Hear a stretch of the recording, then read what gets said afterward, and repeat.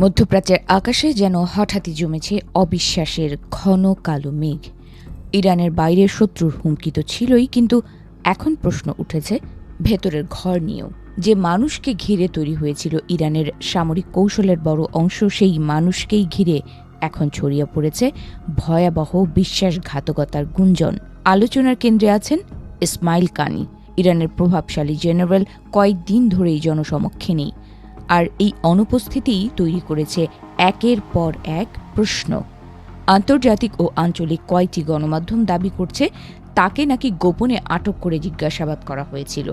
এমনকি আরও চাঞ্চল্যকর দাবি, সেই জিজ্ঞাসাবাদের পরই তাকে মৃত্যুদণ্ড দেয়া হয়েছে। কানি ছিলেন সেই ব্যক্তি যিনি 2020 সালে মার্কিন হামলায় নিহত কিংবদন্তি কমান্ডার কাসেম সোলাইমানির উত্তরসূরি হিসেবে দায়িত্ব নেন। তার নেতৃত্বেই ইরানের বিশেষ ফোর্স মধ্যপ্রাচ্যে বিভিন্ন মিত্র গোষ্ঠীর সাথে সমন্বয় করত।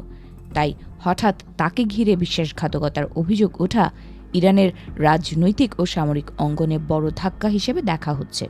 সবচেয়ে আলোচিত অভিযোগটি জড়িয়ে আছে ইরানের সর্বোচ্চ নেতা আয়াতুল্লাহ আলী খামেনিকে ঘিরে।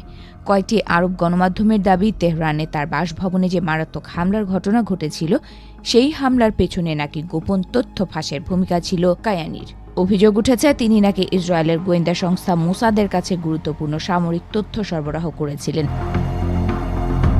যদিও ইরানের রাষ্ট্রীয় সংবাদ মাধ্যম এখনও এই বিষয়টি নিয়ে স্পষ্ট কোনো বক্তব্য দেয়নি। তেহরান থেকে আসা খবরেও রয়েছে রহস্যময় নীরবতা। ফলে পুরো ঘটনাটি এখনও নিশ্চিত তথ্যের চেয়ে বেশি জল্পনা আর বিশ্লেষণের মধ্যেই সীমাবদ্ধ।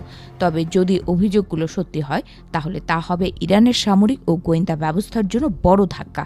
কারণ এই ফোর্স শুধু একটি সামরিক ইউনিট নয়, বরং মধ্যপ্রাচ্যে ইরানের ওপর প্রভাব বিস্তারের অন্যতম প্রধান হাতিয়ার। বিশ্লেষকদের মতে এমন পরিস্থিতি ইরানের অভ্যন্তরীণ ক্ষমতার ভারসাম্যেও বড় পরিবর্তন আনতে পারে। একই সঙ্গে বাহিনীর ভেতরেও শুরু হতে পারে ব্যাপক তদন্ত এবং শুদ্ধি অভিযান।